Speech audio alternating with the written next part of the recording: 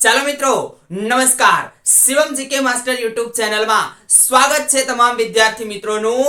આજે મિત્રો આપણે જોવું છે તારીખ 15/2/2024 નું પેપર સોલ્યુશન।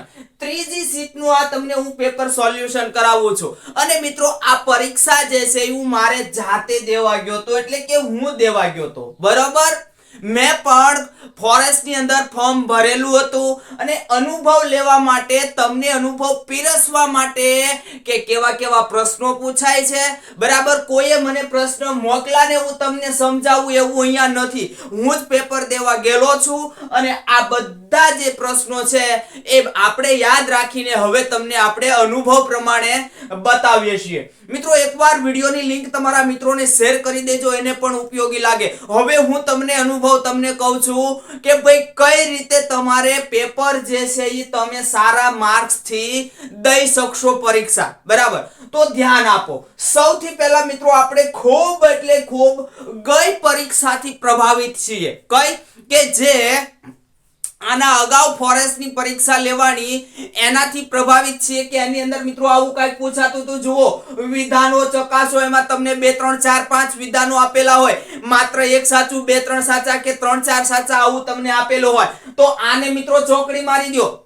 જરાય ટેન્શન લેવાની જરૂર નથી, ટેન્શન સહેજે લેતા નહીં, પરીક્ષા એકદમ સહેલી આવે છે બરાબર। અને આટલું તો આપણને આવડવું જોઈએ, વન લાઇનર પૂછાય છે એટલે તમને આવું જે પૂછાતું હતું એને ચોકડી મારી દો। તમને વિધાન ચકાસવાના જે કહેતા હતા એકે વિધાન મારી શીટની અંદર પૂછાણા નથી બરાબર। એટલે હજી અત્યાર સુધી મારી આગળ મિત્રો એવો પ્રશ્ન પણ નથી આવ્યો કે જે તમને વિધાન પૂછેલા હોય, એવો એકેય પ્રશ્ન નથી આવ્યો, વન લાઇનર મોટે ભાગે આવેલા છે। પછી મિત્રો જુઓ આવા પ્રશ્નો વિધાન 1 અને વિધાન 2 આવા એકાદ બે પ્રશ્ન હતા એટલે વિધાન 1 સાચું વિધાન 2 સાચા બંને સાચા કે બંને ખોટા આને જોડવાનું નથી, એ કરજો એમાંથી તમને પૂછાય છે એટલે આ જે છે એની ઉપર સહેજ ધ્યાન આપવાનું છે। બીજું મિત્રો જોડકા જોડો, એકેય જોડકા જોડવાનો પ્રશ્ન પૂછાણો નથી અત્યાર સુધીમાં બરાબર। મારે ધ્યાને નથી આવ્યો, જો તમારે ધ્યાને આવ્યો હોય તો મને સહેજ જણાવજો। મારે ધ્યાને નથી આવ્યો અને મેં જે શીટમાં એક્ઝામ આપી છે એની અંદર એકેય જોડકું પૂછાણું નથી એટલે જોડકા પણ મિત્રો જોવાનું રહેવા દેજો બરાબર। તો સાહેબ જોડકા રહેવા દઈએ, પછી વિધાનો રહેવા દઈએ તો વાંચવું શું? વન્યજીવ પ્રશ્ન મંચ તમે કહો છો, વન્યજીવ પ્રશ્ન મંચમાંથી પ્રશ્ન 3-4 પ્રશ્નો હતા પણ એ વન્યજીવ પ્રશ્ન મંચના હતા એવું કહી શકાય નહીં કારણ કે બધે જ તમને પ્રશ્નો આપેલા છે બરાબર। પછી વન ઔષધિમાંથી એક પ્રશ્ન હતો પણ મિત્રો છેતરી એવા ગયા છે, અહીંયા એક જ પ્રશ્ન હતો કરમિયાનો નાશ કરવા માટે કઈ વનસ્પતિ ઉપયોગી છે।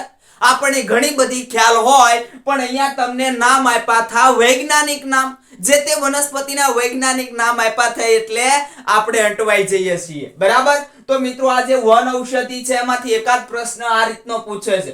મૂળાક્ષર શ્રેણીનો એકેય પ્રશ્ન મારી શીટમાં નહોતો પણ આ છોડતા નહીં બરાબર, તમને તો પૂછાવાનું છે। મૂળાક્ષર શ્રેણી આપણને એવું હતું કે મૂળાક્ષર શ્રેણી આવશે અને પેપરને થોડીક વાર હતી અને રફ પેપર આપ્યું એના પહેલા ભાઈ આપણે ગુસ્તાવી નાખી ઊંધા ચત્તા 2 અંકોમાં એબીસીડી, એકેય આપણે મૂળાક્ષર શ્રેણી પૂછી નથી પણ તમને પૂછશે, અગાઉ પૂછાણી છે એટલે આને છોડવાનું નથી। વન લાઇનર ઉપર વધારે ફોકસ કરવાનું છે। અને બીજું મિત્રો કે એના અંગ્રેજી નામ છે, અંગ્રેજી અને ગુજરાતી, આ અંગ્રેજી ને ગુજરાતી બંને જેના નામ છે એની ઉપર ફોકસ કરવાનું છે। જેને પરીક્ષા બાકી છે મિત્રો ધ્યાન આપો, એકવાર વિડિયો આખો જોઈ લેજો, તમારું ટેન્શન ગાયબ। અને મિત્રો કહું છું ટેન્શન છોડી દો, કોઈ એવા તમને પ્રશ્ન નથી પૂછતા। મેં કીધું એમ આવા જે આપણે પહેલેથી ગઈ પરીક્ષાથી પ્રભાવિત થઈ અને લાંબા ક્વેશ્ચન કર્યા છે એવું પૂછાતું નથી પણ હા ટફ પેપર છે, ચોક્કસથી ટફ છે, કારણ કે અહીંયા તમને શું કીધું, વન ઔષધિની માર્ગદર્શિકામાં હવે તમને અગાઉની પરીક્ષામાં ગુજરાતી નામ આપેલા હતા, જ્યારે અહીંયા તમને એના વૈજ્ઞાનિક નામ આપેલા છે, એટલે ટફ તો છે જ, બરાબર. એટલે માર્ક્સ લાવવા મિત્રો જેટલા સહેલા છે એટલા જ અઘરા છે. બીજું મિત્રો મેં માર્ક કર્યું છે કે તમને બધા જેટલા ઓપ્શન આપેલા હોય ને સાચા જેવા જ લાગેલો. તમને એમ થાય કે આયે પણ પાછું 1 2 3 વિધાન તો આપેલા નથી. તમારે ચારે ચાર ઓપ્શન જુઓ તો એકાદ ઓપ્શન તમે કાઢી શકો આ નથી આવતો, બાકીના 2 3 તો ઓપ્શન તમને લાગતા જ હોય કે આ તો આવે જ છે, બરાબર. તો એમાં છેતરાતા નહીં, સહેજ જોઈ લેજો. જોઈ મિત્રો હવે કઈ રીતના પ્રશ્નો જે છે આ ત્રીજી શિફ્ટની અંદર 15 તારીખમાં હતા. તો પહેલા તો એનજીટી છે, એનજીટી, બરાબર. આ એનજીટી એટલે શું, તો કે રાષ્ટ્રીય હરિત પ્રાધિકરણ, નેશનલ ગ્રીન ટ્રિબ્યુનલ. તો એનું મિત્રો અમારી જે શિપ હતી એની અંદર એનું મુખ્ય કાર્ય પૂછી લીધું હતું. આ નેશનલ ગ્રીન ટ્રિબ્યુનલ જે છે આખું મિત્રો જોઈ લેજો, બરાબર. એના અધ્યક્ષ કોણ હોય છે, ટૂંકમાં અધ્યક્ષ કોણ બની શકે, એની શરતો બધી, પછી એના સભ્યો કોણ હોય છે, સ્થાપના ક્યારે થઈ, પૂરું નામ, ગુજરાતી નામ, એના કાર્યો, આ બધું મિત્રો પાકું કરી નાખજો. આમાંથી અવશ્ય એક પ્રશ્ન પૂછાય છે. તો આમાં મિત્રો જો એનું મુખ્ય કાર્ય શું છે ભાઈ, તો કે પર્યાવરણીય સમસ્યાઓનો ઉકેલ લાવવો એ એનજીટી નું મુખ્ય કાર્ય રહેલું છે. પછી નીતિ આયોગનું પૂરું નામ પૂછી લીધું હતું, બરાબર.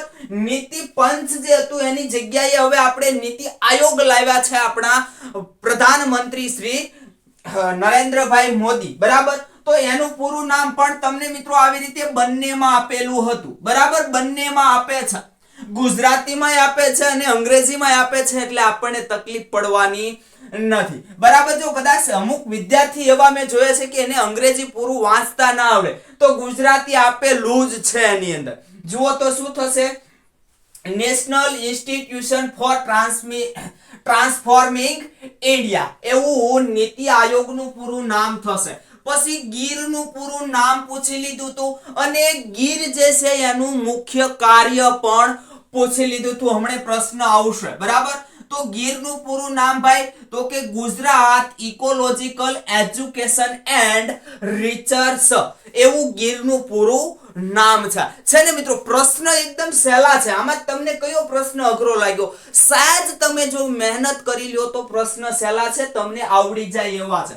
આ તો જુઓ એન્વાયરમેન્ટ શબ્દ છે, એ એન્વાયરમેન્ટ શબ્દ કયા ફ્રેન્ચ શબ્દમાંથી ઉતરી આવ્યો? એન્વાયરમેન્ટ એટલે શું ભાઈ? પર્યાવરણ. તો પર્યાવરણ એટલે એન્વાયરમેન્ટ જે છે એ એન્વાયરમેન્ટ કયા શબ્દ પર, એટલે ફ્રેન્ચ નો શબ્દ છે, તો એ કયા ફ્રેન્ચ શબ્દ પરથી ઉતરી આવ્યો? તો એન્વાયર્ન શબ્દ પરથી ઉતરી આવ્યો. આવો પણ પ્રશ્ન પૂછાણો છે, બરાબર. પછી જુઓ તો સમુદ્રમાં પ્રદૂષણ દૂર સુધી શાના કારણે ફેલાય છે? આની અંદર મિત્રો એવા ઓપ્શન હતા, તમને બધા એ ઓપ્શન સાચા જ લાગે અને તમે જે વિચારો એ ઓપ્શન હતો નહીં. આપણને લાગે કે નદીનો જે પ્રવાહ છે એ દરિયામાં દૂર સુધી જતો હોય તો પ્રદૂષણ ચોક્કસથી એની અંદર ફેલાય એનાથી, અથવા કોઈ ઉદ્યોગની લાઈન જતી હોય તો એનાથી ફેલાય, પણ એવા એક ઓપ્શન હતા નહીં. ઓપ્શન કંઈક આવા હતા: દરિયાના હિલોળા અને માછલીઓનું સ્થાનાંતરીય પ્રજનન બ્લુ વ્હેલ દ્વારા, અને દરિયાના હિલોળા, આવા ઓપ્શનો હતા. તો મિત્રો અહીંયા જવાબ શું આવે જુઓ, દરિયાના હિલોળા અને માછલી જે છે એનું સ્થાનાંતરીય પ્રજનન. આ સ્થાનાંતરીય પ્રજનન છે ને મિત્રો, એ પ્રજનન બધીમાં આપેલું હતું, બધા ઓપ્શનમાં. પણ અગત્યનું એ છે કે આ દરિયાના હિલોળા, તો શું થશે? દરિયાના હિલોળા આવી રીતે ચાલતા હશે તો જે કાંઈ પ્રદૂષણ હશે, જે કાંઈ કચરો, કોઈ પણ પ્રવાહી ઘન, બરાબર, એ આગળ ને આગળ દરિયાની અંદર ચાલતો રહેશે. તો શેના કારણે એ ઉદ્ભવતા, આ દરિયામાં ઉદ્ભવતા નહીં પણ દરિયાની અંદર દૂર સુધી આ પ્રદૂષણ છે એ પહોંચતું હોય છે. તો દરિયા હિલોળા અને માછલીનું સ્થળાંતરને કારણે, બરાબર. પછી જુઓ તો 2 ફેબ્રુઆરી 2004 ના રોજ કયો વાર આવે? અહીંયા મિત્રો આપણે જે છે એ 2004 પણ આવો એક ઓપ્શન જે છે એ હતો. આવો એક પ્રશ્ન હતો, એની અંદર અહીંયા શનિવાર આવતો તો અને આપણે આજે તમે ગણશો એની અંદર ગુરુવાર આવશે. તો મિત્રો કેલેન્ડર જે છે એમાંથી પણ પ્રશ્ન એક પૂછાય છે, પણ જો હવે સહેલા પ્રશ્નો પૂછાય છે. તમને ઘુમરી ખવડાવીને લાવે એવા પ્રશ્નો ખાસ અઘરા પૂછતા નહીં, મૂંઝાવાની કોઈ જરૂર નથી, એવા પૂછતા જ નથી, બરાબર. એટલે મૂંઝાવાની કશું જરૂર છે નહીં. પછી વર્ષ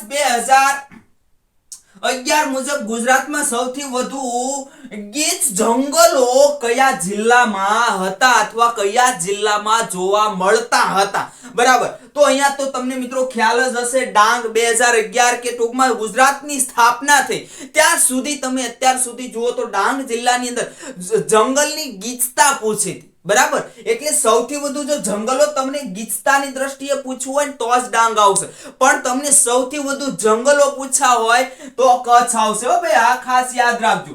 તમને સૌથી વધુ જંગલ વિસ્તાર પૂછવો હોય તો કચ્છ આવશે, પણ તમને સૌથી વધુ જંગલ જે છે એનું ક્ષેત્રફળની દ્રષ્ટિએ પૂછે તો શું આવશે? ડાંગ આવશે. પછી આ પ્રશ્ન મિત્રો હતો ડેન્જર, મોટા ભાગના વિદ્યાર્થીએ છોડી દીધો હતો. હવે એ વખતે તો હું થોડો સાહેબ હતો, એ વખતે તો મેં છોડી દીધો હતો, કારણ કે હું પણ આની અંદર અટવાયો હતો. એકદમ સહેલો પ્રશ્ન.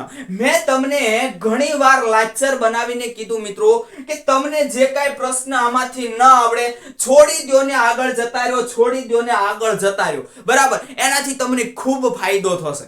આવા મેં ગણિતના 3 જે છે એ મૂકી દીધા હતા. ગણિતના 3 દાખલા, ગણિત રીઝનિંગ બંને ભેગું, બરાબર.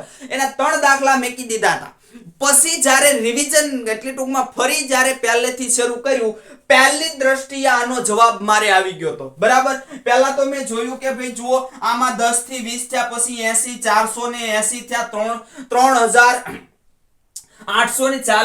થયા. તો આ તો બહુ અઘરું છે, બરાબર.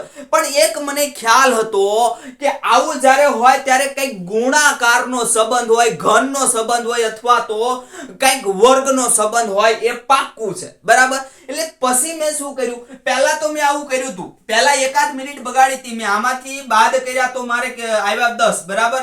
પછી આમાંથી બાદ કર્યા 60. તમને ટૂંકમાં સમજાવું છું ઝડપથી. એટલે આ રીતે મેં બાદ કરતો ગયો તો કઈ મેળ બાજો નહીં. તમે બાદ કરજો, કાંઈ મેળ બાજશે નહીં. પછી આઈડિયા લગાવ્યો કે ભાઈ આ થયા કઈ રીતે, 10 માંથી 20 કેમ થયા, તો કે ભાઈ 10 ગુણ્યા 2 કર્યા તો 20 થયા.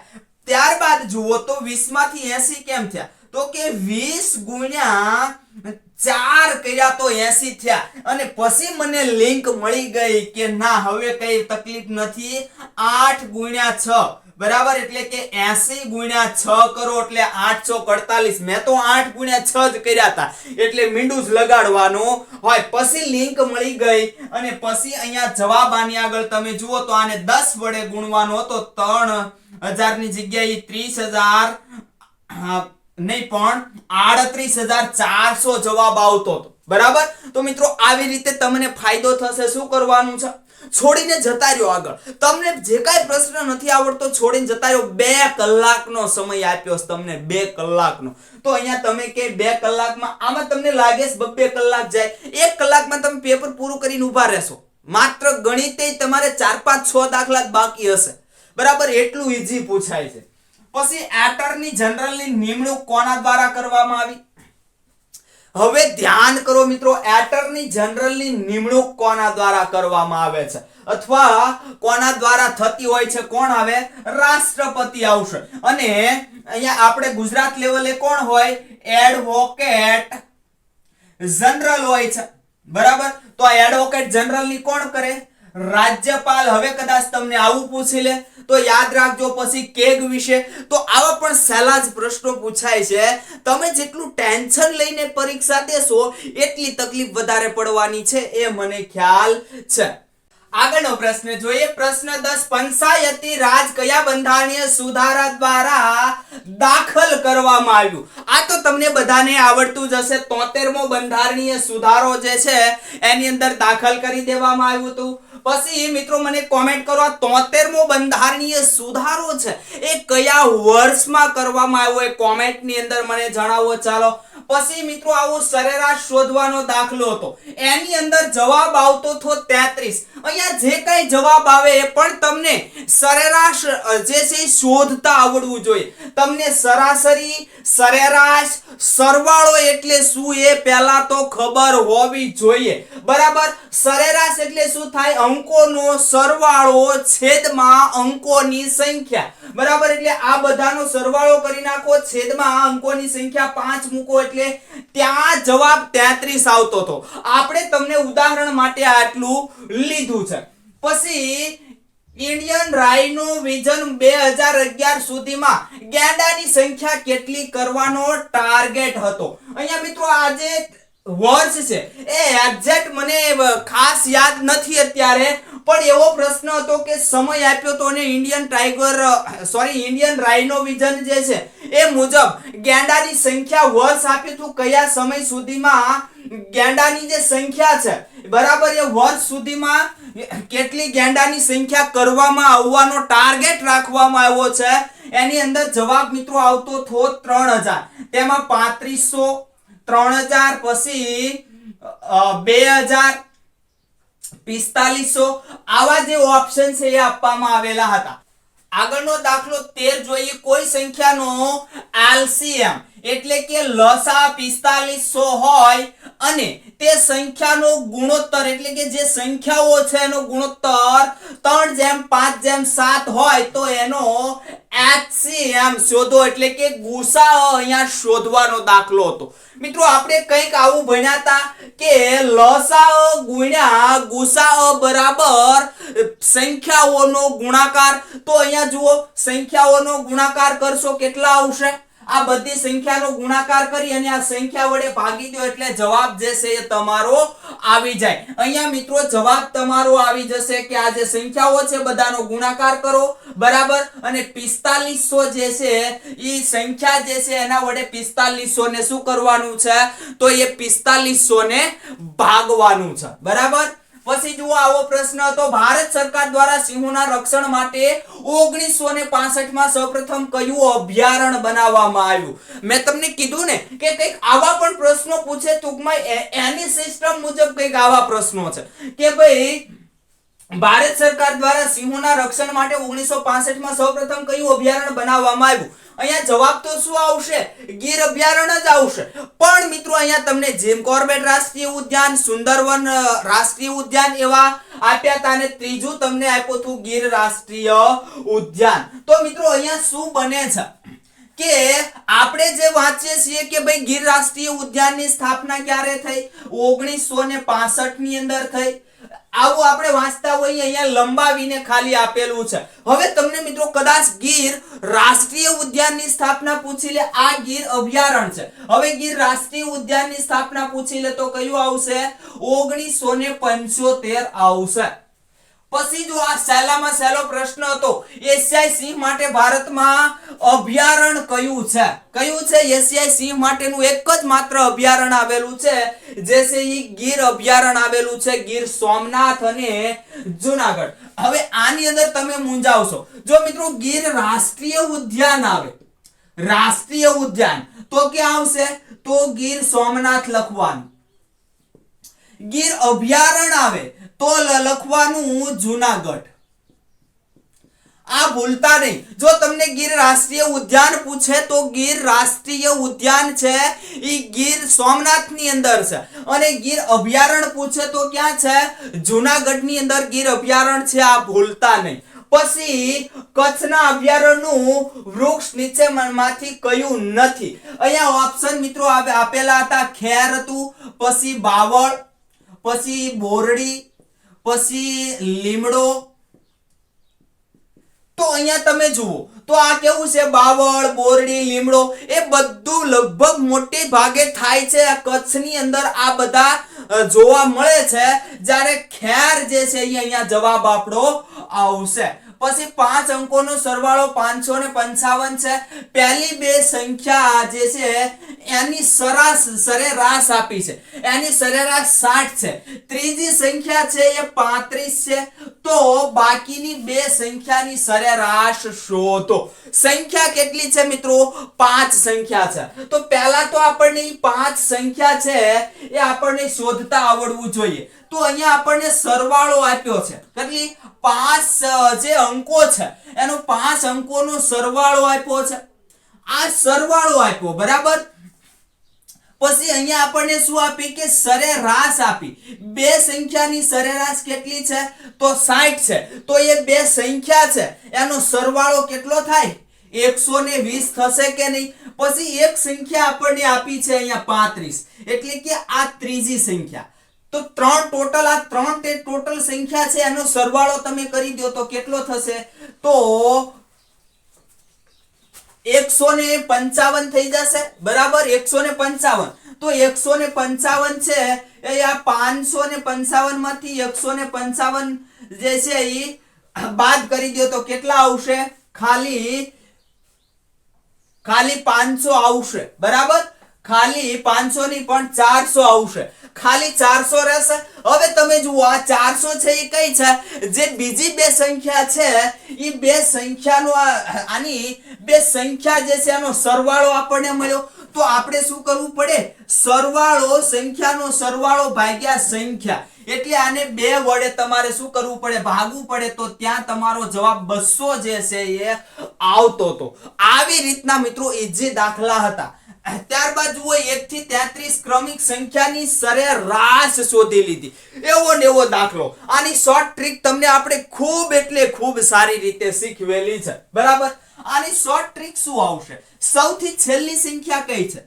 33. 33 પછી ગુણ્યા શું કરવાના છે? એની પછીની સંખ્યા કઈ છે? 34 ભાગ્યા આ જે સંખ્યા છે એની 2 ભાગ્યા 2 અને પછી એને ગુણ્યા 33, એટલે કે સંખ્યાની સંખ્યા કરવી પડશે. સંખ્યાઓની સંખ્યા કેટલી છે? 33, બરાબર. તો 33 ગયા અને આને ભાગો એટલે કેટલા થશે? 17. તો અહીંયા તમારો 17 જે છે એ જવાબ આવતો હતો. અહીંયા જુઓ મિત્રો, આ રીતનો દાખલો હતો. સંખ્યાઓ આપી હતી, આમાં પહેલો અંક છે એ છેલ્લો બને, છેલ્લો અંક પહેલો બને. પછી સંખ્યા જે છે એ જે સૌથી મોટી સંખ્યા, જે અહીંયા સૌથી નાની સંખ્યા આપણને આપી હતી, પણ તમને હવે મોટી સંખ્યા, વચ્ચેની સંખ્યા, નાની સંખ્યા, પછી તમને સરવાળો, બાદબાકી, ગુણાકાર પૂછી શકે. તો શું કરવાનું? પહેલી સંખ્યા, છેલ્લી સંખ્યા, છેલ્લી સંખ્યા, પહેલી સંખ્યા બની જાય અને પછી જે સંખ્યા બને એમાં સૌથી નાની સંખ્યા છે એનો આપણને સરવાળો અહીંયા પૂછો તો, બરાબર. તો જુઓ અહીંયા મારે આ સંખ્યા બનાવી હોય તો શું બનશે? તો અહીંયા 2 ની જગ્યાએ 1, પછી 4, 6, 7 તો એમ નામ રહેશે. અહીંયા 2 આવી જશે, અહીંયા 2 આવી જશે, પછી 3, 5, 6 એમ નામ રહેશે. આ 1 અહીંયા જતું રહેશે એટલે બદલાઈ ગયું. પછી આ 3 અહીંયા જતા રહે, 3, 3, 5, 2 ને અહીંયા 1 થશે. પછી અહીંયા 6, અહીંયા 7 પાછળ જતા રહે, 4, 3, 2 આવી રીતે કંઈક આવશે, બરાબર. આવી રીતે થયા પછી મિત્રો તમે હવે જુઓ તો નાની સંખ્યા કઈ રહે? તો કે આ નાની સંખ્યા રહે. હવે એ બધા અંકોનો સરવાળો કરવાનો છે. સરવાળો કરો, બરાબર. તો 1 ને 4 5 6 5 ને 6 11, બરાબર. 11 ને 7 28, સોરી 11 ને 7 18, 18 ને 2 20 આવશે, બરાબર. જુઓ તો અહીંયા શું આ અંકોનો બધાનો સરવાળો કરો તો 20 આવશે. હવે મિત્રો આ 20 તમારો જવાબ. હવે તમને કદાચ પૂછે તો મેં કીધું એમ સરવાળો, સરેરાશ, બાદબાકી, ગુણાકાર આવું તમને હવે પૂછી શકે છે. તમને અહીંયા શું કીધું તું? સૌથી નાની. હવે તમને બદલાવીને સૌથી મોટી સંખ્યા કદાચ પૂછે. 20મું જુઓ, બારડોલી સત્યાગ્રહનું નેતૃત્વ કોણે સંભાળ્યું હતું? તમને આવડતું જ હશે, સરદાર વલ્લભભાઈ પટેલે સંભાળ્યું હતું. પછી કયા આવરણનો ઓઝોન જે છે એ ઉત્તમ મનાય છે? તમને મિત્રો ખ્યાલ હોય તો ઓઝોન જે છે એ આપણે વાહન ચલાવીએ છીએ એમાંથી પણ ઓઝોન મુક્ત થાય છે, ફેક્ટરીઓમાંથી પણ ઓઝોન મુક્ત થાય છે. તો આ ઓઝોન છે એ તો ગ્રીન હાઉસ અસરની અંદર મિત્રો આપણને નુકસાનકારક છે. તો ફાયદાકારક કયું? આપણને ખ્યાલ છે કે ઓઝોન આપણા માટે ખૂબ ફાયદાકારક છે. પણ મિત્રો જો સમતાપ આવરણમાં ઓઝોન રહેલો હોય, એટલે કે ક્ષોભ આવરણની ઉપર જો આ રહેલો હોય, સમતાપ પ્રતાપ આવરણમાં હોવા જોત તો એ ફાયદાકારક છે પૃથ્વી માટે. જે સૂર્યમાંથી અલ્ટ્રારેડ કિરણો આવશે એને આવવા દેશે નહીં. આ ખાસ યાદ રાખજો. પછી બાયોમેડિકલ નાશ કરવાનો સહેલો ઉપાય. બાયોમેડિકલ વેસ્ટ હોય એટલે કે જે દવાખાનાનો કચરો હોય એનો સહેલો ઉપાય શું? તો કે એને ફરજિયાત બાળવો જ પડે. બરાબર? એ ઘન કચરો હોય એને ફરજિયાત બાળવો જ પડે. જો ના બાળવામાં આવે તો આ કચરો જે છે એ ખૂબ એટલે ખૂબ જ નુકસાન પહોંચાડે છે. પછી જીવાવરણ નિવસન તંત્ર ક્યાં જોવા મળે છે? તો ક્યાં જોવા મળે ભાઈ? જીવાવરણ ક્યાં જોવા મળે? તો જીવાવરણ એટલે કે જ્યાં જીવ છે એ જીવાવરણ તો પૃથ્વીની પર જોવા મળે. પછી જળની અંદર એટલે પાણીની અંદર જોવા મળે. હવાની અંદર પણ જીવાવરણ નાના નાના જીવ જંતુઓ આવેલા હોય. અહીંયા મિત્રો જમીન ઉપર એવો જવાબ આપણો આવશે. પણ મિત્રો હવે તમને પૂછે તો આ પણ યાદ રાખજો. આગળ હવામાન બદલાવાથી થતી અસરો કઈ છે? હવામાન મિત્રો બદલાય તો શું અસર થાય? હવામાન બદલાય એટલે માનવ છે, પ્રાણી, પક્ષી છે એનું જે સ્વાસ્થ્ય છે એ જોખમાતું હોય છે. બીજું શું થાય મિત્રો? પાકો ઉપર વિપરીત અસર થાય. પાકો જે છે એની અંદર રોગચાળો આવી જતો હોય છે. બરાબર? તો એ સંદર્ભે અહીંયા રોગો અને વિકાસ પર વિપરીત અસરો એટલે કે રોગો વધવા લાગે અને વિકાસ પર વિપરીત અસરો થતી જોવા મળે છે. આવો પ્રશ્ન હતો. તો મિત્રો જુઓ તમે તો પ્રશ્ન એકદમ સહેલા પૂછાય છે. માત્ર સમજવાની અહીંયા જરૂર તમારે છે. આગળ જોઈએ મિત્રો 24 જમીન ખનનથી થતું નુકસાન. કે જમીન છે એનું ખનન કરવામાં આવે, ખાણ કામ કરવામાં આવે તો એનાથી શું નુકસાન થઈ શકે? તો જુઓ ભાઈ, હવાનું પ્રદૂષણ તો થાય, પછી વૃક્ષોનો નાશ તો પણ થાય, પાણીનું શોષણ પણ જમીનની અંદરથી થતું હોય છે. તો મિત્રો આવું જે છે એ યાદ રાખજો. પછી જંગલો પર ધ્યાન રાખવાની જવાબદારી કોની હોય છે? કોની છે? તમે વન રક્ષક બનશો તો તમે કયા ડિપાર્ટમેન્ટમાં આવશો? વન વિભાગની અંદર આવશો. તો વન વિભાગની જવાબદારી હોય છે કે વન છે એનું સંરક્ષણ કરવું, એના પર દેખરેખ રાખવી. ત્યારબાદ કરમિયાનો નાશ કરનારી વનસ્પતિ કઈ છે? તમે જુઓ મિત્રો તો કરમિયાનો નાશ કરનારી ઘણી બધી વનસ્પતિઓ છે પણ અહીંયા તમને વૈજ્ઞાનિક નામ આપ્યા હતા. બરાબર? વૈજ્ઞાનિક નામ આપ્યા હતા એટલે મિત્રો તમને આવડ્યું નહીં હોય. જો ગુજરાતી નામ આપે તો તમને આવડી જાય. આ હતો વન ઔષધિનો માત્ર એક જ પ્રશ્ન. ત્યાર પછી મિત્રો આગથી જંગલ સળગી ગયા બાદ સૌપ્રથમ કઈ કામગીરી કરવી જોઈએ? ભાઈ જંગલ જે છે એની અંદર દાવાનળ લાગે છે અને જંગલ સળગી જાય છે, પછી શું કરવું જોઈએ? શું કરવાથી ફાયદો થાય? તો સૌથી પહેલો મિત્રો આ જ ઉપાય કરવો પડે કે જંગલ છે એની સાફ સફાઈ કરવી પડે. જંગલ સળગી ગયું પછી જે કાંઈ વૃક્ષો છે એને સાફ કરવા પડે. કદાચ અમુક વૃક્ષો એવા હોય કે જે સળગી ગયા પછી પણ એને અમુક લીલા હોય. બરાબર? ક્યાં એનું થડ લીલું હોય, મૂળ લીલા હોય તો એની અંદરથી ઉગી નીકળતા હોય છે. એટલે સૌપ્રથમ જે વૃક્ષો છે એને સાફ સફાઈ કરી નાખવા પડે અને પછી એની અંદર બીજી પ્રજાતિની અથવા તો કોઈ પણ પ્રજાતિના વૃક્ષો છે એને વાવી શકાય. ત્યારબાદ ઘર, દવાખાનું વગેરે માંથી નીકળતો કચરો છે એ કચરાને કયા નામે ઓળખવામાં આવે છે? એને શું કહે છે? તો ભાઈ એને ઘન કચરો કહેવાય. આવો પ્રશ્ન જુઓ તો તમે એકદમ સહેલા પૂછાય છે. બરાબર? કોઈ એવા ખાસ અઘરા નથી. દવાખાનામાંથી ઉદ્ભવતા કચરાને શું કહે છે? તો એને શું કહેવાય? બાયોમેડિકલ વેસ્ટ, સોલિડ વેસ્ટ જેને કહેવાય છે. પછી ઓઝોન સ્તરને ઓછી અસર કરતા વાયુઓ. ઓઝોન સ્તરને અસર કરતા વાયુઓ તો તમને ખબર હોય CFC, ક્લોરોફ્લોરોકાર્બન આ સિવાય પણ આવે. પણ મિત્રો અહીંયા ઓછી અસર કરતા તમને વાયુઓ પૂછી લીધા તો તમારો જવાબ N2O આવશે. શું આવશે? N2O એટલે કે નાઇટ્રોજન ઓક્સાઇડ. નાઇટ્રોજન ઓક્સાઇડ વાતાવરણમાં જઈ અને શું કરશે? નાઇટ્રિક એસિડ સ્વરૂપે એસિડ વર્ષા કરશે. પછી COP શું છે? COP 21 ને કયા વર્ષ માટે સ્વીકારવામાં આવ્યું? એટલે કે બધા દેશોએ હસ્તાક્ષર કર્યા હતા કે ભાઈ COP 21 છે એ શું આવશે? Paris headed. આની અંદર પેરિસ હેડેડ ની પણ હેડ. અહીંયા મિત્રો એવા હસ્તાક્ષર કરવામાં આવ્યા હતા કે પૃથ્વી પર દિવસે ને દિવસે તાપમાન વધી રહ્યું છે, તો તાપમાન જે છે એને આપણે ઘટાડવું પડશે. એના માટેના જે કાંઈ હસ્તાક્ષર છે એ ક્યાં કરવામાં આવ્યા હતા? તો COP21 ની અંદર. સૂર્યપ્રકાશમાંથી અસરકારક કયા કિરણો ઉદ્ભવે છે? લો અહીંયા મિત્રો તમને જવાબ આવશે આપણો અલ્ટ્રા રેડ કિરણો. પણ મિત્રો એને અલ્ટ્રા વાયોલેટ કિરણો આપણે કહીએ છીએ. અને બીજા ઓપ્શન જુઓ, આલ્ફા બીટા ને ગામા હતા, તો એ તો ના જ આવે. અલ્ટ્રા રેડ કિરણો જે છે એ સૂર્યમાંથી નીકળતા હોય છે. તો આપણે જે અલ્ટ્રા વાયોલેટ કિરણો કહીએ, જેને આપણે પાર જાંબલી કિરણો કહીએ, બરાબર. આ પાર જાંબલી કિરણો, તો આ ત્રણે ત્રણ નામ અહીંયા યાદ તમારે રાખવા પડશે. બીજું અનુસૂચિત અહીંયા ગુજરાત છે. અનુસૂચિત જનજાતિ શું છે? અનુસૂચિત જનજાતિ ની ગુજરાતમાં ટકાવારી હાલ કેટલી છે?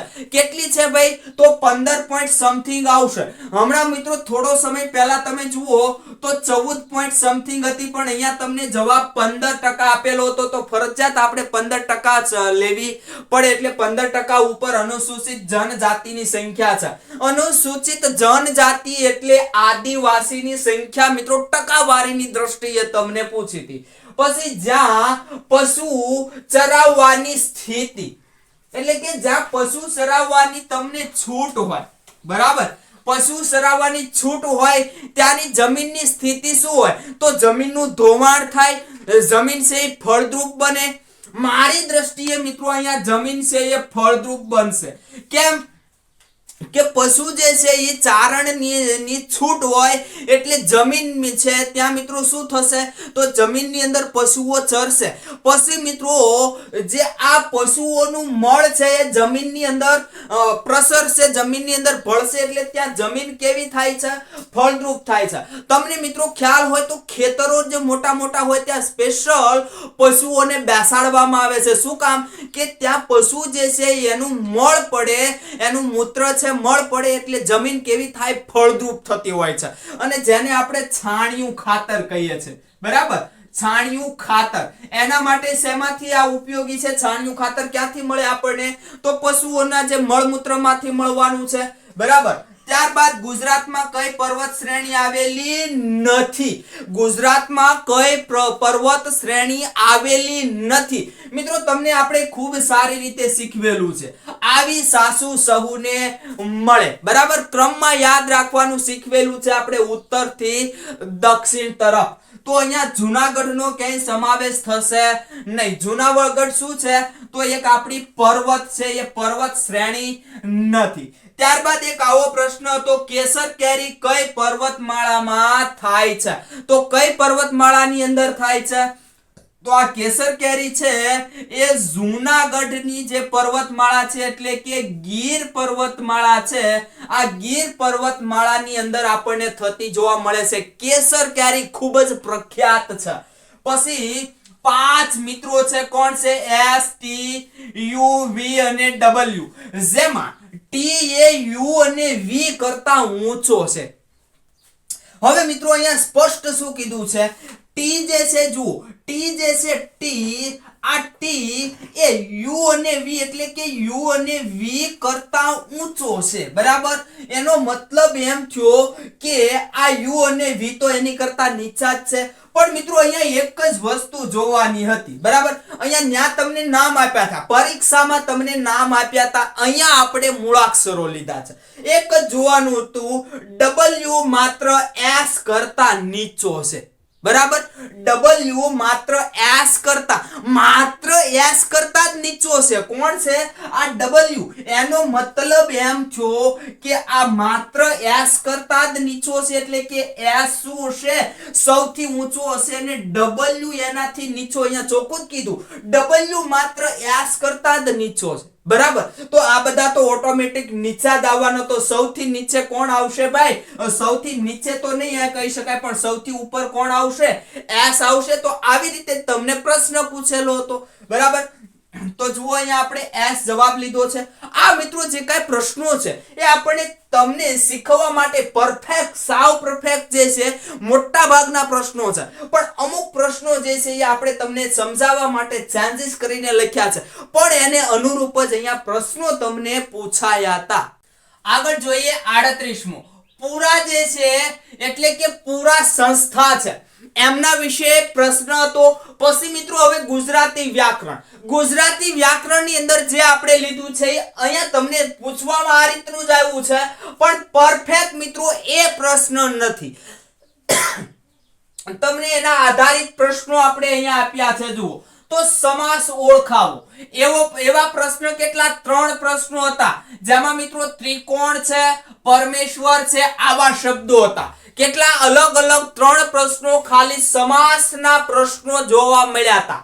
પછી કહેવતનો અર્થ આપો. અહીંયા મિત્રો કહેવતનો અર્થ સામા થવું, બરાબર? સામા કાન માંડવા. અહીંયા શું છે?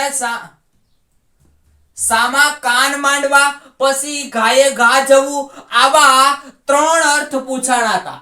કેટલા? 3. કહેવતના અર્થ 3 પૂછાણા હતા. એમાં 2 તો પરફેક્ટ છે કે સામા કાન માંડવા અને ગાયે ઘા જવું. સામા કાન માંડવા એટલે કે સામું બોલવું, અને ગાયે ઘા જવું એટલે ઝડપથી જવું.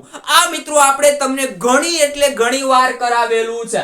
પછી શુદ્ધ વાક્ય શોધવાનું હતું. તમને વાક્ય આપે અને એમાંથી શુદ્ધ વાક્ય શોધવાનું પૂછેલું હતું.